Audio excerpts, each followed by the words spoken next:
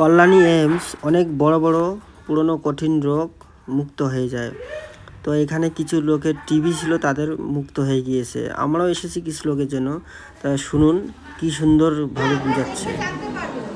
যেমন পেশেন্টের ওজন কমে যাওয়া, পেশেন্টের যদি হঠাৎ করে ওজন অনেকটা কমে যায় কোনো কারণ ছাড়া, মানে পেশেন্ট কোনো রকম ডায়েট করছে না বা কিছু করছে না আলাদা করে ওজন কমানোর, তাও পেশেন্টের ওজন কমছে, পেশেন্টের হচ্ছে রাত্রিবেলায় ঘাম দিচ্ছে, হঠাৎ করে দরদর করে ঘেমে যাচ্ছে, হয়তো গরমকাল না, তারপরে জ্বর আসছে, মাঝে মধ্যেই জ্বর আসছে, পেশেন্টের কাশির সাথে রক্ত বেরোচ্ছে, ঠিক আছে?